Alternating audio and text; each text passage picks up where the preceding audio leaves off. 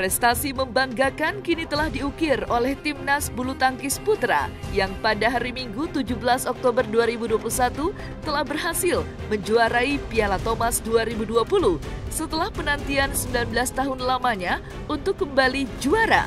Pemain bulu tangkis Indonesia yang memenangkan ajang Piala Thomas 2020 ini antara lain pemain bulu tangkis single Anthony Sinisuka Ginting yang kemudian disusul oleh pasangan ganda putra Fajar Alfian dan Muhammad Rian Ardianto. Hingga kemenangan ditutup dengan sangat indah oleh Jonathan Christie dengan mengalahkan timnas asal China. Tak pelak prestasi yang telah diraih oleh Timnas Putra Bulu Tangkis Indonesia membuat bangga seluruh rakyat Indonesia yang telah lama menantikan agar Indonesia kembali menjuarai Piala Thomas. Dan salah satunya yang bangga atas prestasi Timnas Bulu Tangkis asal Indonesia adalah Presiden Jokowi yang mengaku bangga dan bahagia atas prestasi membanggakan ini.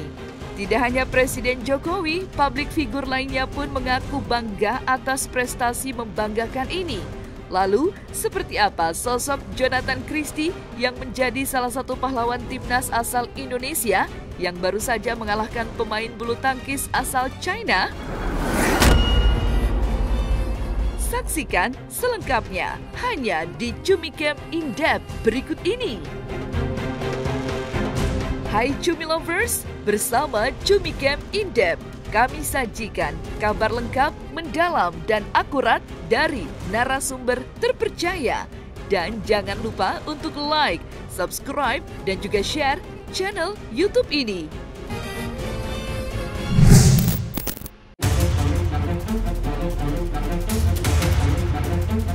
Terharu dan membanggakan, seperti itulah kiprah Timnas Bulu Tangkis Indonesia yang pada Minggu 17 Oktober berhasil menjuarai Piala Thomas setelah mengalahkan tim bulu tangkis asal China. Timnas Indonesia mengawali kemenangan oleh pemain bulu tangkis single Anthony Sinisuka Ginting yang kemudian disusul oleh pasangan ganda putra Fajar Alfian dan Muhammad Rian Ardianto. Hingga kemenangan ditutup dengan manis oleh Jonathan Christie. Mengetahui Timnas Indonesia berhasil menjuarai Piala Thomas 2020 yang diadakan di Denmark, Presiden Jokowi pun memberikan ucapan selamat kepada Timnas Bulu Tangkis Indonesia seperti berikut ini dalam akun Instagram Presiden Jokowi. Ketegangan menyaksikan keseruan laga final Piala Thomas 2020 malam ini akhirnya berubah jadi kegembiraan. Begitu Jonathan Christie melompat, mengepalkan tangan, dan berteriak girang di akhir game ketiga. Indonesia juara! Piala Thomas akhirnya kembali ke Indonesia setelah penantian 19 tahun lamanya. Dari tanah air, saya menyampaikan selamat kepada seluruh atlet bulu tangkis Indonesia dan para pelatih yang telah berjuang dan mengharumkan nama bangsa di Shires Arena Aarhus, Denmark. Tidak hanya Presiden Jokowi yang memberikan ucapan selamat atas prestasi membanggakan dari Timnas Bulu Tangkis Indonesia, melainkan juga publik figur lainnya juga turut memberikan ucapan selamat kepada Timnas Bulu Tangkis Indonesia yang sudah menjuarai Piala Thomas 2020. Dan pada ajang Piala Thomas kali ini, kemenangan Timnas Bulu Tangkis Indonesia ditutup dengan Jonathan Christie yang mengalahkan pemain bulu tangkis asal China. Salah satunya Sandiaga Uno yang juga turut mengucapkan selamat untuk Timnas Bulu Tangkis Indonesia di ajang Piala Thomas 2020. 3-0 menyapu bersih babak final. 19 tahun penantian, malam ini kita berhasil berebut kembali Piala Thomas Cup. Selamat kepada para pemain dan pelatih yang telah mengharumkan nama Indonesia. Terharu dan bangga, guys. Sosok Jonathan Christie pun tak pelak menjadi salah satu pahlawan Timnas Indonesia yang berhasil meraih kembali Piala Thomas setelah penantian 19 tahun lamanya agar Indonesia kembali juara. Dan tentu saja, Ibunda Jonathan Christie pun patut berbangga dengan keberhasilan anak tercintanya tersebut. Maka seperti inilah sosok Jonathan Christie di mata sang ibunda tercinta.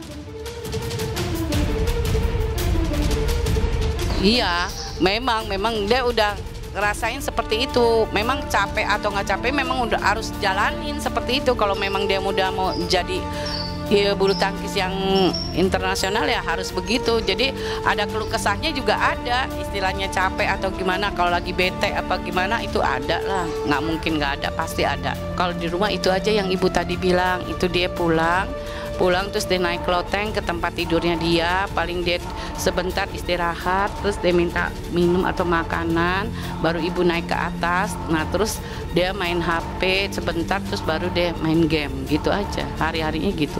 Untuk anak, demi untuk anak itu pasti orang tua minta yang terbaik buat anaknya, pasti diatur, dikasih yang bagus gitu buat anaknya, gitu aja. Ibu sih mikir gitu. Minta sepatu atau waktu SD-nya ya enggak lah, paling ya papahnya beliin, atau itu yang sedikit yang nggak terlalu mahal juga sih, karena kita kan waktu itu juga keadaan kita nggak seperti sekarang ini gitu. Dulu kita cukup susah gitu untuk membina untuk Jonathan untuk jadi atlet yang internasional, itu juga perlu pengorbanan dengan segala apapun. Ya itu paling dia dapat atau beli di mana gitu sama papahnya ya, untuk raket ataupun ini sepatu gitu. Ya kita perjuangkannya ya sekolahnya supaya dia dapat disiplin. Satu, disiplin. Kedua, kalau memangnya kamu bersemangat, itu kamu harus lebih bagus lagi untuk masa depan dia gitu. Yang penting dia lebih semangat untuk latihan atau apapun yang terbaik buat dia, gitu aja. Itu yang ibu bilang, bagaimanapun kamu namanya bagus sekarang ini, kamu harus rendah hati. Itu yang ibu minta sama dia itu. Nah, itulah pada waktu dulu sama sekarang memang lain. Kalau sekarang memang itu mungkin udah terkenal banyak orang ya. Pada waktu Jonathan, sebenarnya kan Jonathan bukan dari saat ini, dia sudah lama ngikutin pertandingan demi pertandingan. Memang walaupun Jonathan pernah juara 1 di PON ya, terus di SEA Games juga ada juara 1. Itu dengan hati Jonathan sendiri. Ibu nggak pernah ngajarin hal-hal kayak gitu. Itu niat hati Jonathan, memang yang ibu bilang itu hatinya dia mulia banget gitu. Ibu juga nggak tahu, papahnya juga nggak tahu. Dia tuh bukan dari saat ini, tapi dari waktu masih kecil Jonathan udah begitu, udah berbuat seperti itu. Dia setiap dia ada apa yang sangat membutuhkan, dia selalu memberikan yang baik gitu. Dia selalu memberi kasih ke orang-orang yang benar-benar yang nggak mampu gitu. Nah itu dia.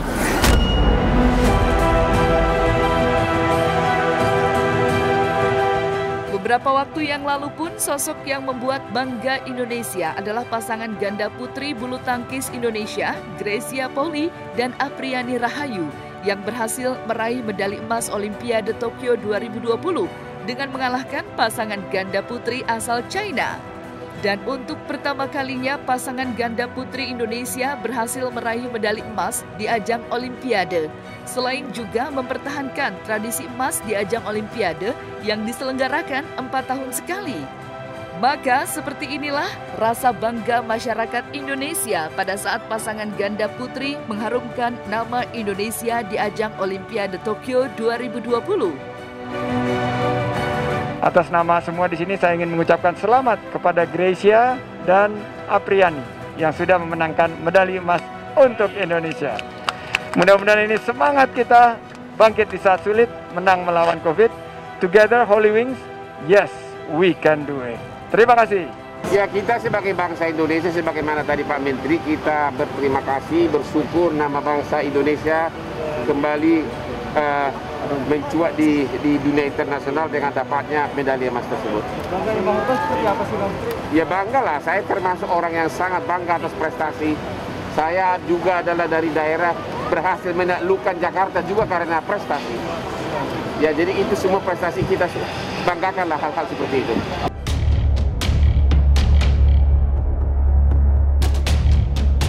Rasa bangga dan terharu serta ucap syukur diucapkan oleh seluruh lapisan masyarakat Indonesia saat mengetahui pasangan ganda putri bulu tangkis Indonesia, Grecia Poli dan Apriani Rahayu mampu meraih medali emas di Olimpiade Tokyo 2020 setelah mengalahkan pasangan ganda putri asal China dengan 2 set langsung. Tentu saja kebahagiaan sangat dirasakan oleh Raffi Ahmad yang mengetahui jika pada akhirnya Indonesia dapat mendapatkan 1 medali emas di ajang internasional yang bergengsi Olimpiade Tokyo 2020.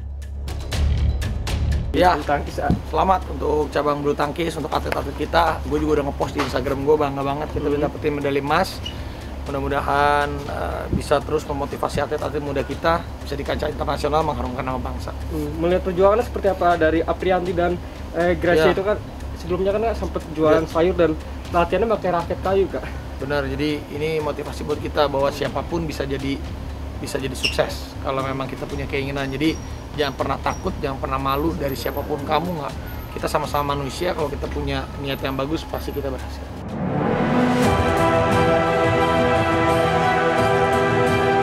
Perasaan bahagia yang kini sedang dirasakan oleh Timnas Indonesia Putra saat ini ketika menjuarai Piala Thomas 2020, melainkan juga pernah dirasakan oleh pemain bulu tangkis tunggal putri yang meraih medali emas di Olimpiade Barcelona 1992 setelah mengalahkan lawannya asal Korea Selatan. Air mata bahagia tentu saja mengalir dari mata Susi Susanti saat bendera merah putih berkibar diiringi lagu kebangsaan Indonesia Raya. Selain itu, dirinya bertambah bangga karena menjadi atlet pertama Indonesia yang menyumbangkan medali emas untuk pertama kalinya di ajang bergengsi internasional seperti Olimpiade. Maka seperti inilah rasa bangga Susi Susanti saat dahulu dirinya meraih medali emas tahun 1992 di ajang Olimpiade Barcelona. Dan untuk menjadi pemain dunia dengan segudang prestasi tentu saja menjadi langkah yang tidak mudah. Dibutuhkan latihan yang tidak mengenal lelah, disiplin dalam bertanding, dan memiliki mental juara saat bertanding.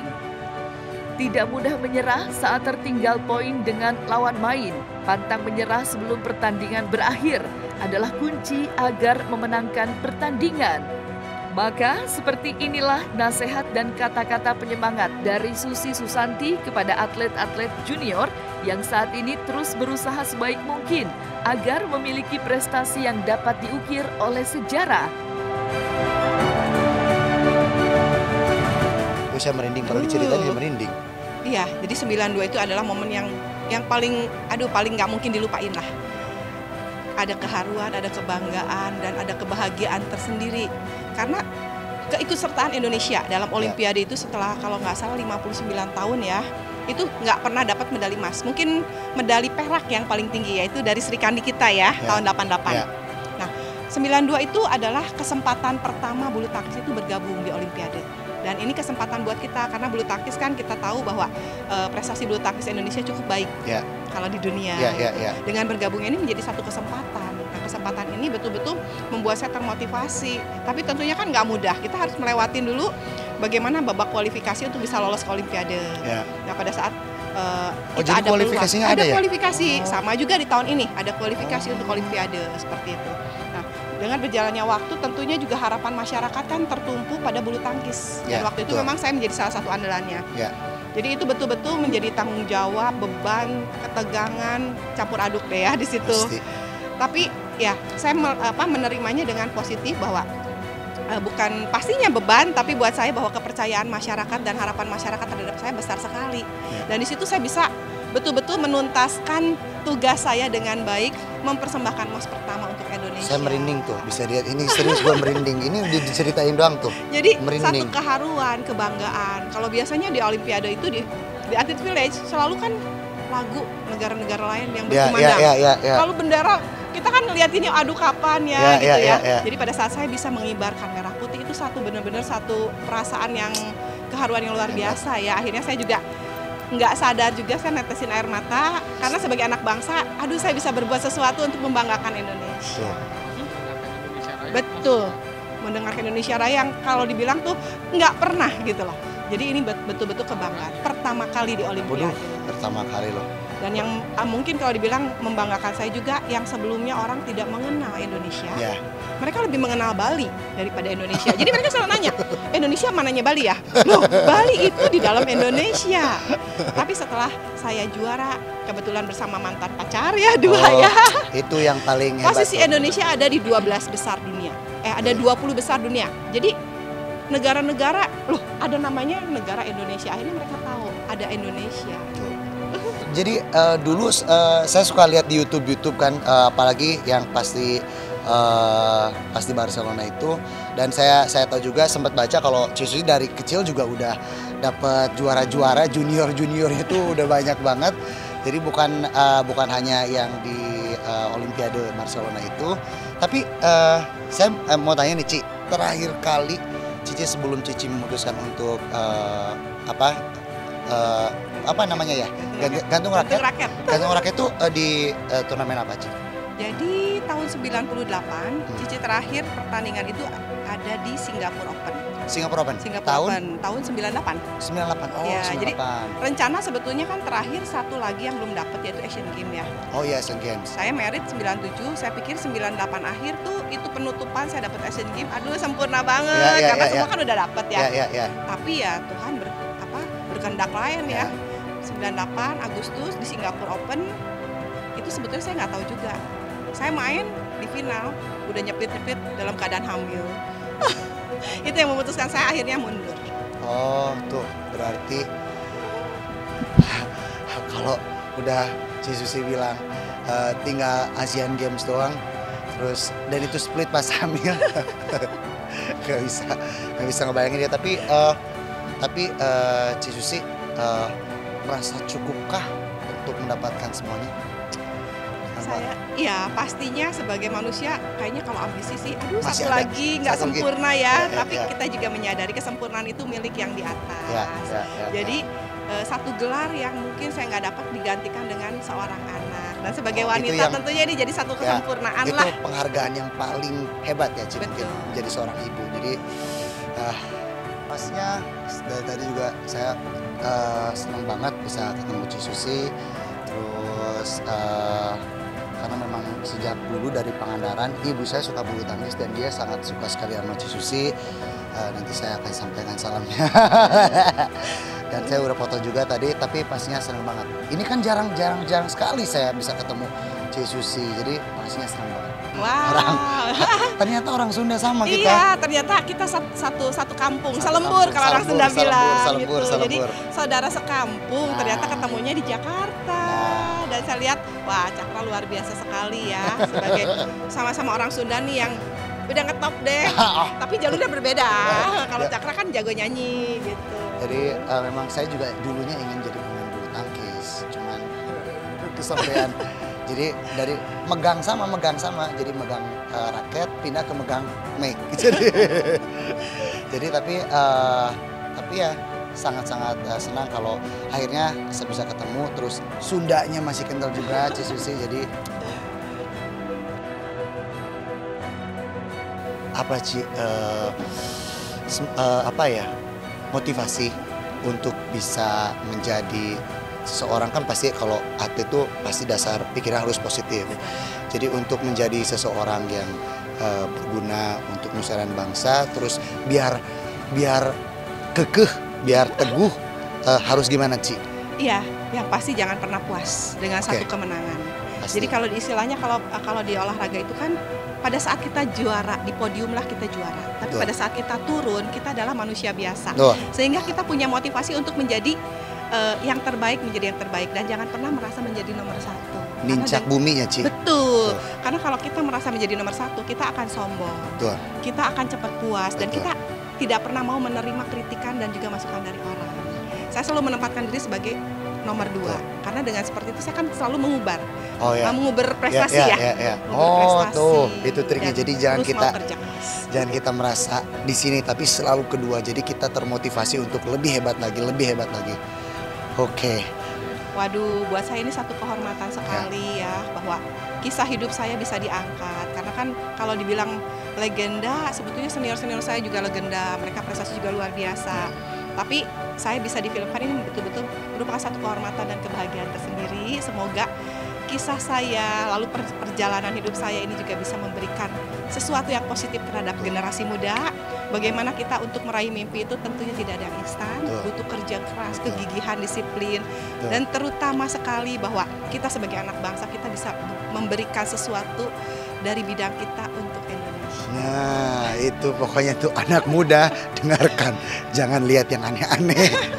Kalau boleh tahu berapa suplemen yang ada yang dipersiapkan untuk setiap kali Susi bertanding? Pertandingan ya. Jadi memang kalau sekarang ini satu kali minum pasti ini. Jadi isinya itu ada vitamin C ada pasti. Buat stamina, ada buat otot juga. Buat otot juga biar nggak kram gitu. Iya, biar nggak cepet cedera ya. Gitu.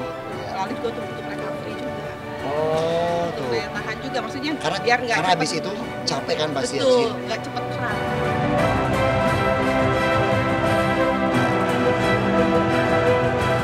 Kami, segenap redaksi cumi-cumi.com mengucapkan selamat atas prestasi membanggakan dari Timnas Bulu Tangkis Putra Indonesia atas keberhasilannya menjuarai Piala Thomas 2020 yang membuat bangga seluruh lapisan masyarakat Indonesia.